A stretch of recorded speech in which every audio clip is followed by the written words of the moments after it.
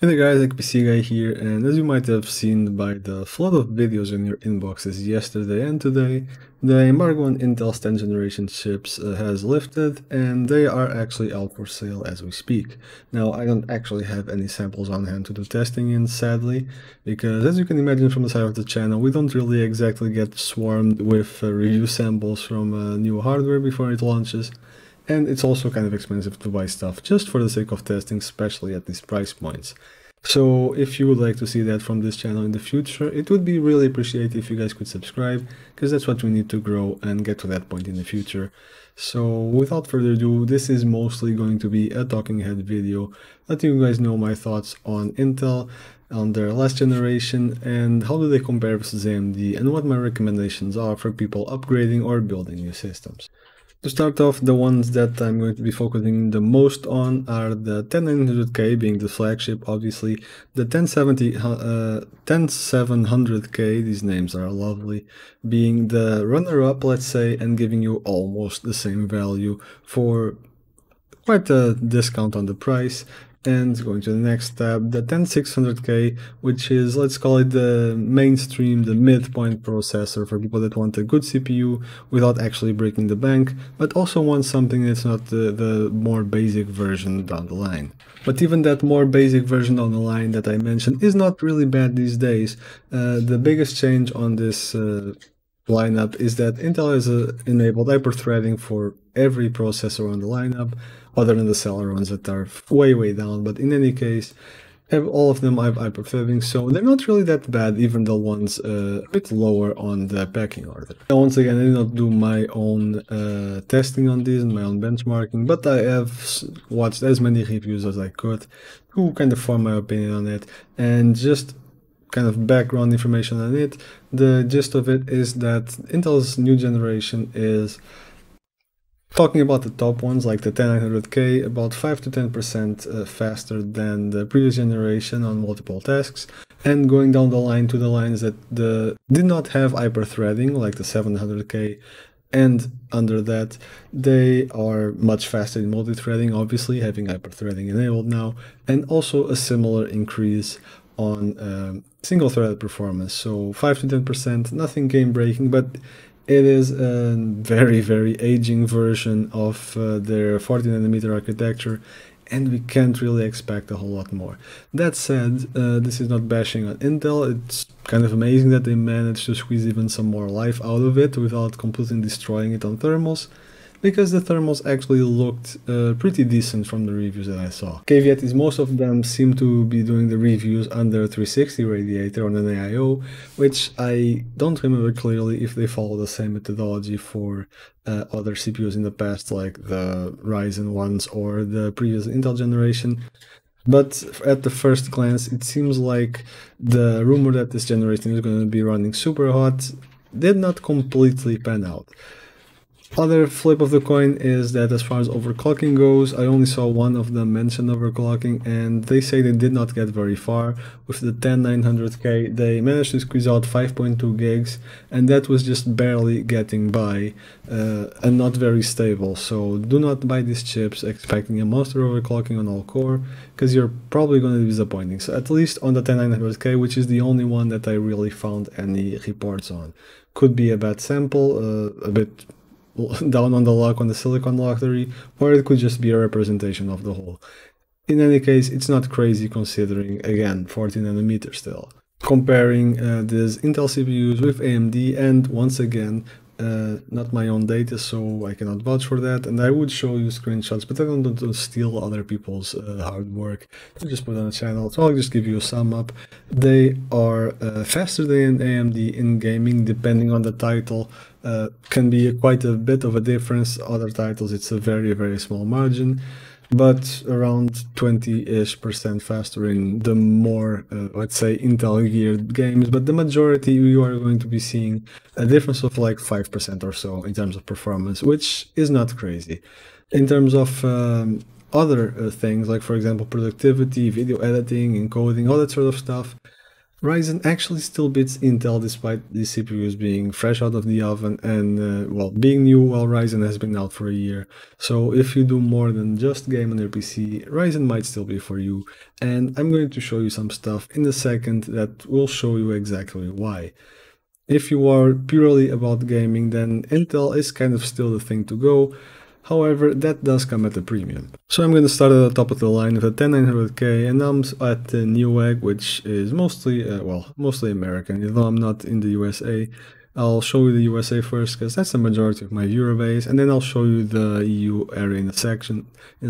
And we can see that 10900K is selling right now at 530 USD, and its MSRP is $488, so it's currently selling about, well, almost $40 over the MSRP.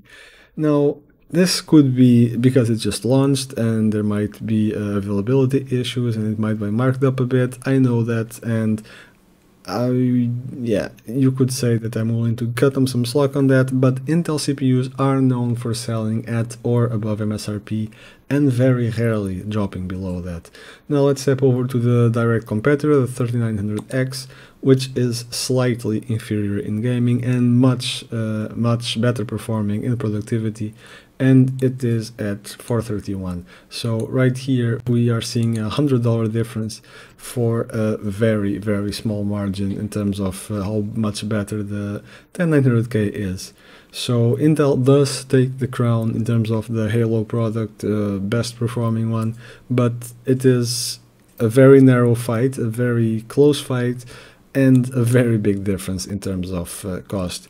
Not to mention B550 is coming shortly, so you could get a decently cheap B550 for the 3900X, and it does come with a cooling included. I'm not gonna lie and say that the cooling is sufficient to get great results out of it, but it does come with a cooling included, which is usable at decent temperatures, which is more than you can say about the 10900K, which does not include a cooler at all.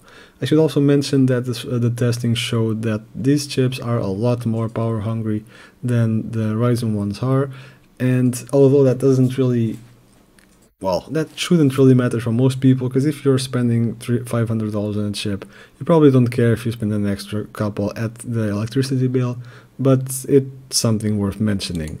If we go further down the line, the trend kind of continues with the 10700K, which is, well, kind of the step down from the end of the line, being almost as good but not quite, costing quite a bit less. It's selling at 409, and the MSRP is 374, so once again a 30-ish markup, comparing to its direct competitor, the 3700X from Ryzen. Once again, a difference of over $100 for, once again, not a huge performance increase, and even a downgrade in terms of productivity work. I would love to show you the Ryzen 6, however, it is not listed on Newegg yet. In any case, the 3600 is selling for $230, and the MSRP of the 10600K is $262, so that alone is already a $30 markup, $30 markup for, once again, same situation, and you can bet it's going to be selling for more than the MSRP states. Comparing the situation in the Europe zone, you have the same. On the site I usually compare my prices at. The 10900K is at 549, and the 3900X is at 443, so again, a €100 difference. Comparing that to, for example, the 9900K, you can see my point that I was trying to make, that Intel is not known for lowering its prices. Even now, with the new generation out, the 9900K being old news, it still is selling for more than 3900X is, and almost as much as the 10900K, which is kind of crazy. Going further down the line, you see the same story. 10700K for 420, and the Ryzen 7 for 299. With the 10600K for 289, I could actually find it here, and the Ryzen 5 3600 for 213. So you can kind of guess what my review will say about this, what is actually worth it for you guys and what isn't.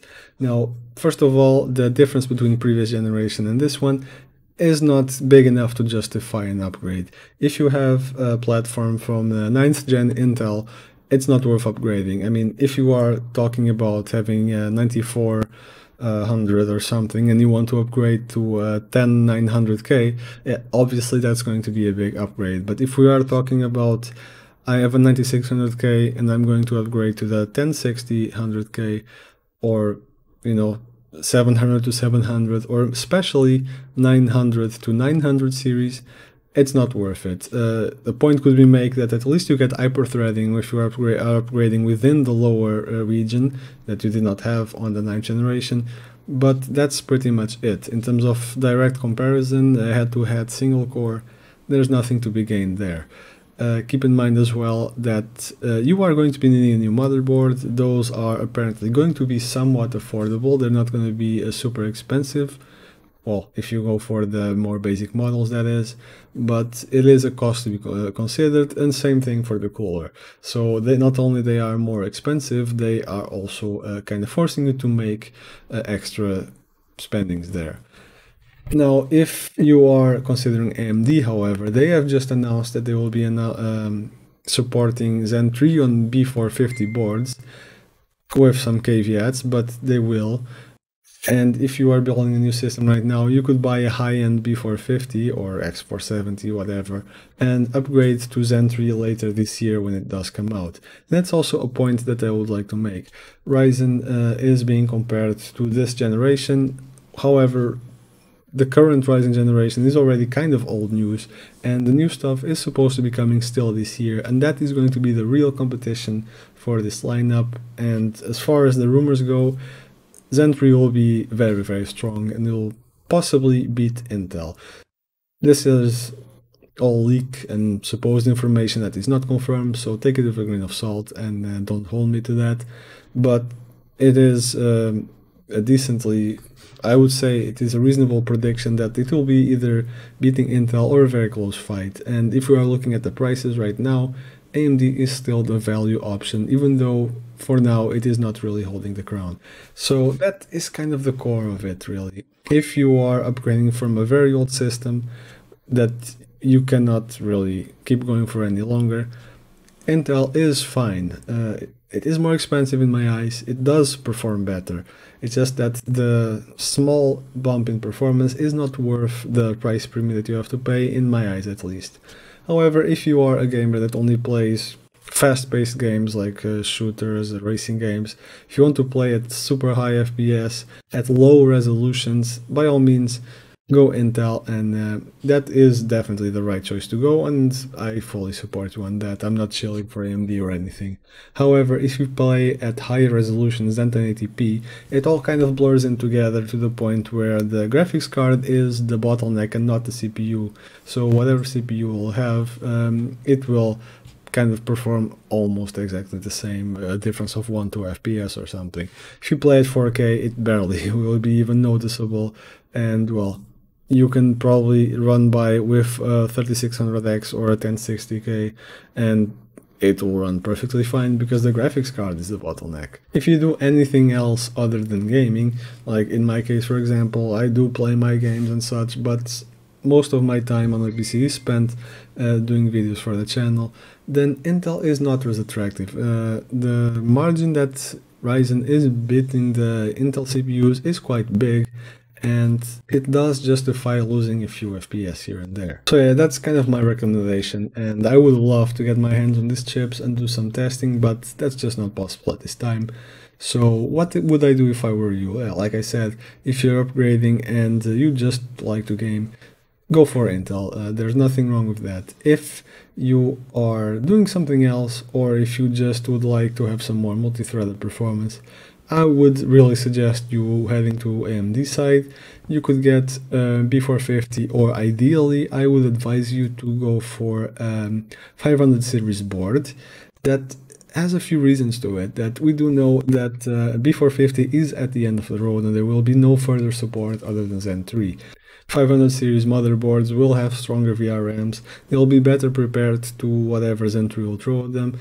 So yeah, even though B450 etc. will work, you probably will get better performance out of 500 series. So yeah, it was once again a talking head video, and I know this is not the most exciting type of content, but we have to do what we can with what we have. And would love once again to remind you guys to, if you would like to support the channel, a small channel to grow and be able to do more and better videos for you guys, click the subscribe button, drop a comment, leave a like. That's all the kind of things that help us get more visibility, get more subscribers, and that's what we really need in the future to grow as a channel and be able to, well, kind of invest in giving you more and better content. So hope I'll see you guys in the future in other videos, and I hope you will consider hanging around.